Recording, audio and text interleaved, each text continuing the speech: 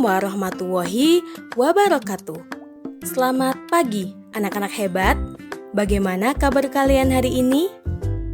Semoga dimanapun kalian berada selalu dalam keadaan sehat dan selalu semangat dalam mengikuti pembelajaran.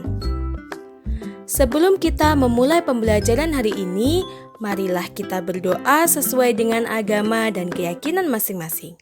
Berdoa dipersilahkan. Berdoa selesai. Hari ini kita akan belajar tema 7, subtema 1, pembelajaran 1. Anak-anak hebat, pernahkah kalian mendengar kalimat Bhinneka Tunggal Ika? Ya, kalimat itu terdapat pada Garuda Pancasila. Garuda Pancasila adalah lambang negara kita. Bhinneka Tunggal Ika berarti berbeda-beda tetapi tetap satu. Kalimat Bhinneka Tunggal Ika terdapat dalam buku Sutasoma karangan Empu Tantular. Empu Tantular hidup pada masa kerajaan Majapahit sekitar abad ke-14. Dalam buku Sutasoma, pengertian Bhinneka Tunggal Ika lebih ditekankan pada keanekaragaman agama dan kepercayaan di kalangan masyarakat Majapahit.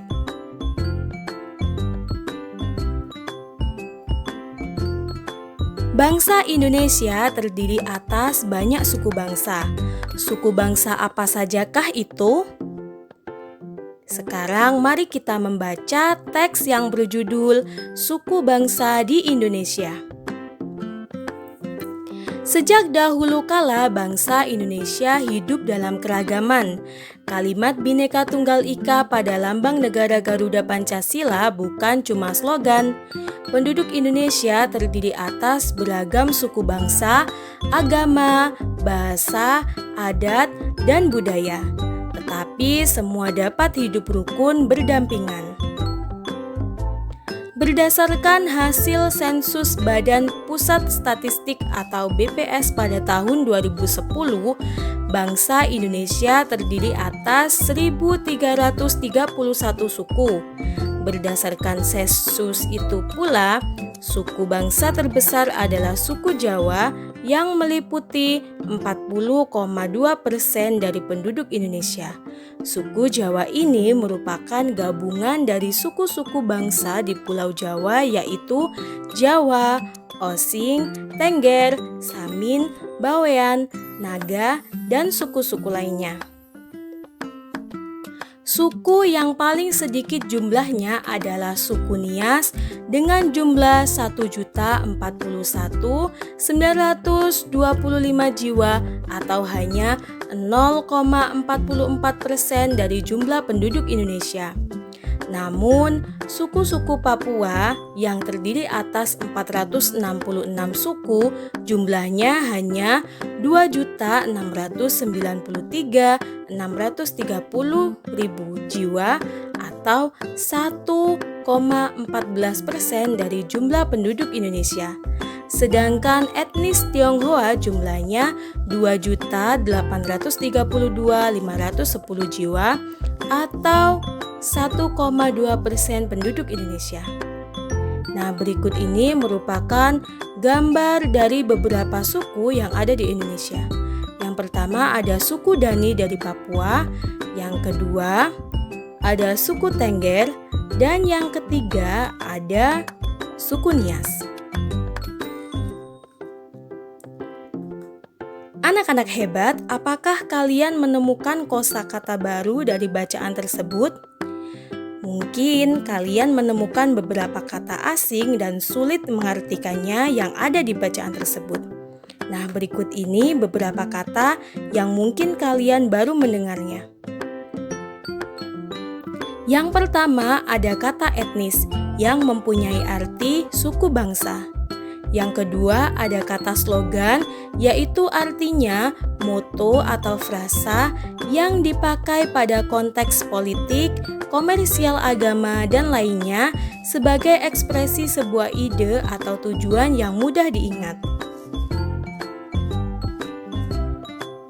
Jika kita perhatikan, bacaan tersebut terdiri atas 2 paragraf. Masing-masing paragraf memiliki ide pokok tersendiri yang disebut sebagai pokok pikiran atau gagasan pokok. Pokok pikiran paragraf pertama adalah sejak dahulu bangsa Indonesia hidup dalam keragaman. Sedangkan pokok pikiran pada paragraf kedua adalah berdasarkan hasil sensus BPS tahun 2010, bangsa Indonesia terdiri atas 1.331 suku.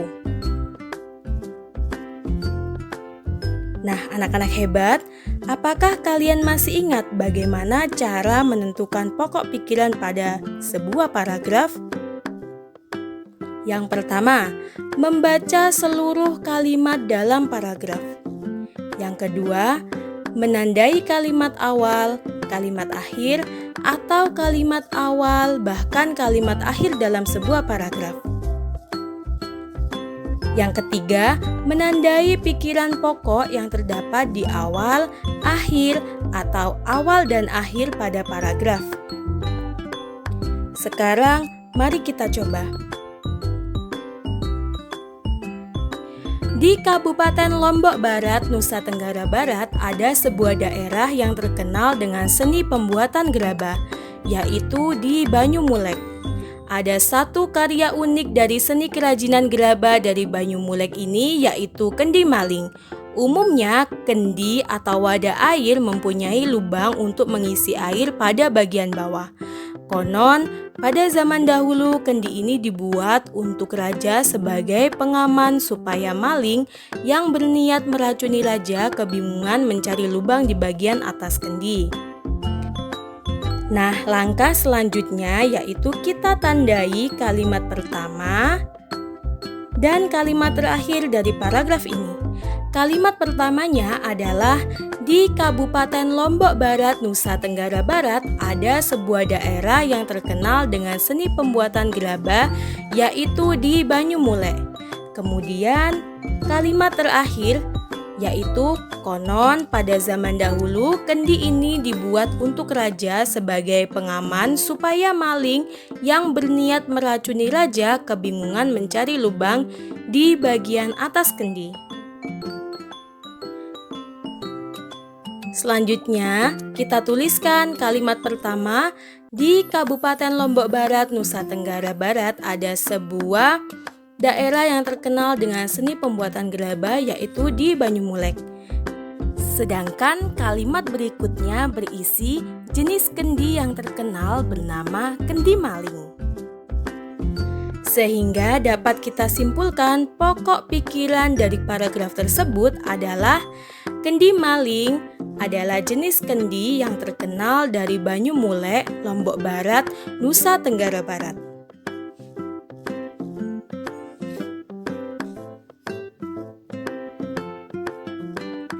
Nah, anak-anak hebat, dari kegiatan sebelumnya kalian telah mengetahui bahwa di Indonesia terdapat ribuan suku bangsa.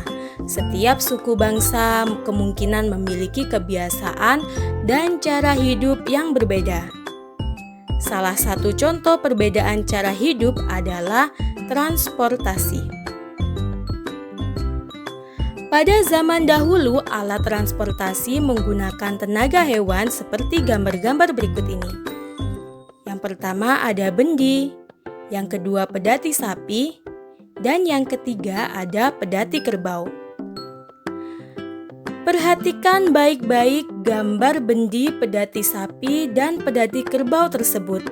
Dapatkah kalian melihat persamaan dari ketiga alat transportasi tradisional tersebut? Tentunya ada banyak persamaan, salah satunya adalah ketiga alat transportasi tersebut menggunakan binatang atau hewan yang sama-sama menarik beban berupa bendi atau pedati. Lalu, apa yang terjadi ketika kuda menarik bendi? Bendi akan bergerak mengikuti arah kuda saat terjadi gerakan menarik dari kuda. Begitu juga yang terjadi pada alat transportasi pedati sapi dan pedati kerbau. Anak-anak hebat, perhatikan gambar tersebut. Apa yang terjadi pada saat kalian mendorong meja? Apa yang terjadi saat kalian menarik meja? Meja akan bergerak mengikuti arah dorongan atau tarikan. Aktivitas yang telah kalian lakukan terhadap meja sehingga meja tersebut bergeser disebut dengan gaya. Lalu, apa yang dimaksud dengan gaya? Gaya adalah dorongan atau tarikan yang dapat menyebabkan benda bergerak atau berubah bentuk. Sekarang coba kalian perhatikan gambar berikut ini. Apa yang menyebabkan mobil tersebut bergerak? Ya, tepat sekali. Mobil bergerak karena didorong dari belakang yang bersumber dari peregangan otot-otot pada orang yang mendorongnya.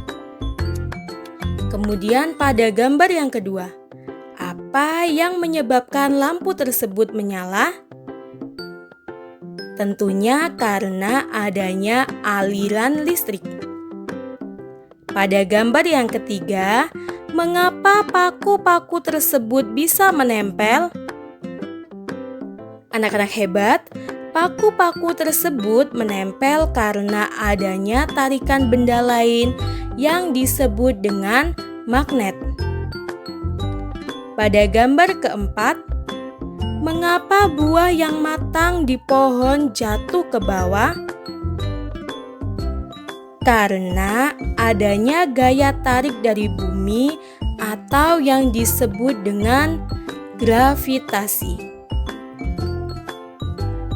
Kemudian gambar yang terakhir, mengapa kursi roda lebih mudah didorong daripada kursi biasa? Karena bentuk roda yang bulat mengurangi gesekan antara permukaan lantai dengan kursi tersebut.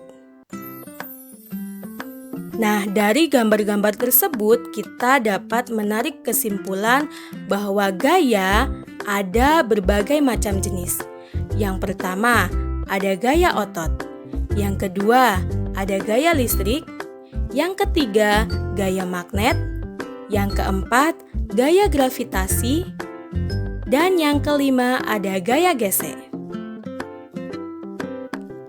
Sekarang tugas untuk kalian. Yang pertama, bacalah paragraf berikut ini dengan seksama, kemudian jawab pertanyaan-pertanyaan yang ada berdasarkan isi paragraf tersebut. Masyarakat Pulau Ow di Maluku Tengah juga membuat gerabah yang disebut sempeh.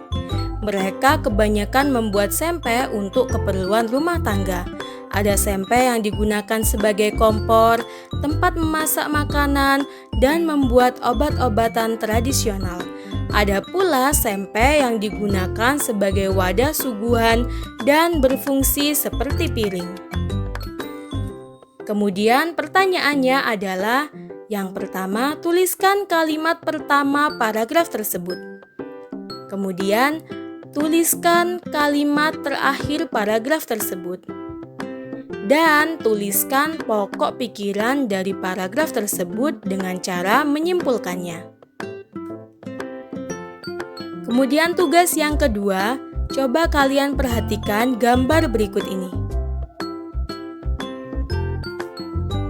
Pertanyaannya, gaya apakah yang ditunjukkan pada gambar-gambar tersebut?